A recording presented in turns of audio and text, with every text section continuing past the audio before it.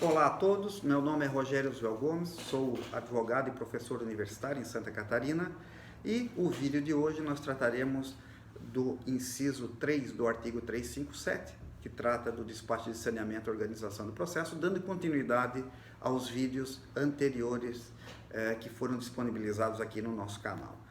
A nossa abordagem de hoje ela se divide em 3 pontos. O primeiro ponto, como essa questão era tratada no Código de Processo Civil de 73, segundo ponto, como ela é tratada no atual Código de Processo Civil, e o terceiro ponto, com relação ao ônus da prova, como isso é tratado dentro do Código de Defesa do Consumidor e as distinções que são necessárias serem observadas. Pois bem, o Código de Processo Civil de 73 tratava unicamente da determinação das provas a serem produzidas lá no artigo 331, no seu parágrafo 2º, que dizia que quando não obtida a conciliação, o juiz decidiria as questões processuais pendentes e determinaria as provas a serem produzidas. Em termos de ônus processuais, nós tínhamos uma única regra dentro do Código de Processo Civil de 73, que é aquela que constava no artigo 333 daquele código, que dizia: ao autor incumbe o ônus da prova dos fatos constitutivos do seu direito e ao réu incumbe o ônus da prova dos fatos extintivos, modificativos ou impeditivos do direito do autor. Essa era uma única regra. E era a regra geral, passou a ser considerada, a ser denominada a regra geral a partir, de forma mais acentuada, a partir de 1990, com o Código de Defesa do Consumidor. Porque o Código de Defesa do Consumidor, ele trazia 2 regras de exceção à regra geral prevista naquele Código de 73, que são as regras do inciso, previstas no inciso 6º, inciso 8º, artigo 6º, inciso 8º, e também no artigo 38 do Código de Defesa do Consumidor, como a gente vai tratar mais ao final. E o atual Código de Processo Civil, como tratou dessa questão? O atual Código de Processo Civil manteve essa regra geral de ônus da prova no seu artigo 373, no inciso 1 e 2. No inciso 1, ao autor o ônus da prova do fato constitutivo do seu direito, e inciso 2, ao réu a prova dos fatos extintivos, modificativos ou impeditivos do direito do autor. Até aí nenhuma novidade. A novidade vem no parágrafo 1º, que permite que o magistrado da causa, ao analisar o caso concreto e as peculiaridades de cada caso, ou ainda, se houver uma previsão específica em lei, ele poderá redistribuir o ônus da prova, verificada a impossibilidade ou excessiva dificuldade de cumprir o encargo probatório nos termos normais. Inciso 1 e 2 do artigo 373.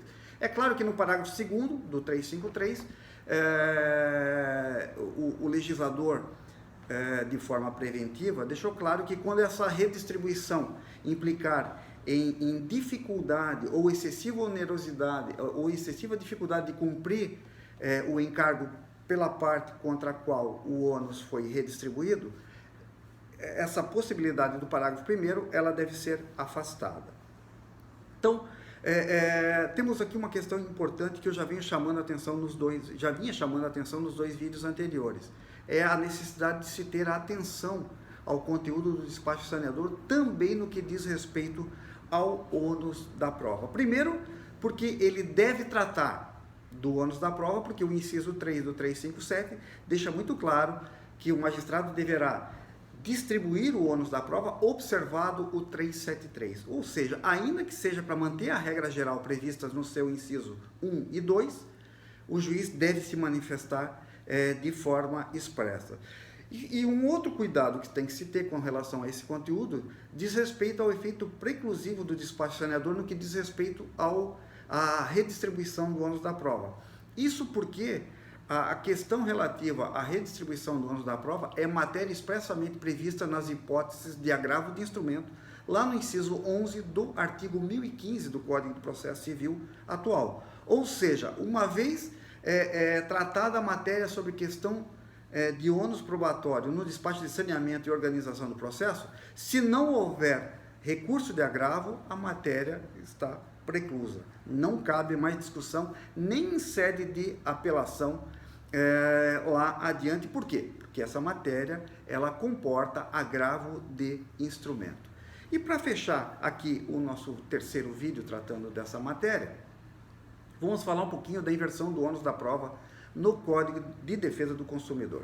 Primeiro ponto a ser levantado é que o Código é uma norma de regência das relações jurídicas de consumo. Portanto, nós temos que ter uma relação jurídica de consumo. Em uma das pontas, um consumidor ou alguém equiparável a consumidor, e na outra ponta, um prestador, um fornecedor de serviço ou de produtos. Portanto, a relação jurídica tem que ser de consumo para se aplicar as hipóteses de inversão de ônus da prova dentro do Código de Defesa do Consumidor. Segundo ponto, dentro do CDC. Está previsto no artigo 6º, inciso 8º, que o juiz poderá facilitar a defesa do consumidor em juízo, invertendo o ônus da prova, verificada hipossuficiência ou verossimilhança. Aqui nós temos uma questão importante. O Código de Defesa do Consumidor tem normas distintas de redistribuição ou de inversão, como preferiu o legislador, do ônus da prova. O Código de Defesa do Consumidor prevê que, havendo hipossuficiência ou verossimilhança, o juiz poderá, ou seja, essa decisão depende de forma expressa pelo magistrado da causa e, claro, fundamentada, onde deverá constar o que levou ele, o que faz com que ele creia que haja hipossuficiência ou verossimilhança para justificar a inversão do ônus da prova. Portanto, a hipótese prevista no artigo 6º, inciso 8º do Código do Consumidor é uma hipótese autônoma de redistribuição do ônus da prova, nada impedindo que numa relação jurídica de consumo se aplique também o previsto no artigo 357, parágrafo 1º do Código de Processo Civil. Mas o inverso, o caminho inverso não é possível, porque as hipóteses do Código de Defesa do Consumidor aplicam-se somente às relações jurídicas de consumo. Uma outra questão importante é que o Código de Defesa do Consumidor traz uma outra norma de inversão do ônus da prova, que é aquela prevista no artigo 38, lá no capítulo que trata das mensagens publicitárias. Portanto, nas causas que tratam de veracidade de conteúdo publicitário, o ônus da prova está automaticamente invertido, ou seja, o ônus da prova da veracidade da mensagem publicitária incumbe a quem veiculou a mensagem publicitária. Então, essa hipótese dentro do próprio Código de Defesa do Consumidor, ela é diferente daquela prevista lá no artigo 6º, inciso 8º. Nesta, do artigo 6º, inciso 8º, depende de decisão fundamentada do juízo. Já na hipótese do artigo 38, a inversão é início litis, ou seja, independe de decisão do juiz, porque o próprio código, né, é a chamada inversão opé legis, o próprio código trata dessa inversão de plano, independentemente de uma decisão do magistrado. E para fechar esse conteúdo, é importante notar que havia uma discussão lá na jurisprudência, de uma forma geral, com relação ao momento em qual a inversão do ônus da prova prevista no Código de Defesa do Consumidor desde 90 deveria se dar. Se essa inversão deveria se dar no momento da citação, no momento do saneamento do processo ou no momento da sentença. Havia havia correntes jurisprudenciais que se inclinavam para o momento fatal, seria o de saneamento do processo, que é a fase que antecede a fase probatória, e havia uma outra corrente que entendia que a inversão do ônus da prova não era uma regra de procedimento, e sim uma regra de julgamento, e por isso ela deveria ser aplicada no momento da sentença. Pois bem, desde 90 o STJ pacificou o entendimento, dizendo que o momento limite para a inversão do ônus da prova era o momento de saneamento. Quem tiver interesse nessa decisão, eu trato aqui dos embargos de divergência número 422.788 de São Paulo, decisão de fevereiro de 2012, onde o STJ, por 5-4, definiu que o momento limite para a inversão do ônus da prova é a fase de saneamento. Essa discussão, a meu juízo, perdeu a sua essência na medida que o atual Código de Processo Civil deixa muito claro que é no momento de saneamento e organização do processo que deve se dar essa distribuição do ônus da prova.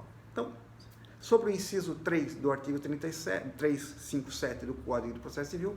Eram esses os pontos que eu reputo relevantes. Se você gostou da nossa abordagem e quer acompanhar o nosso canal, assine o nosso canal e assinale ali o sininho para receber mensagens sempre que nós postarmos um novo vídeo. Muito obrigado e forte abraço a todos.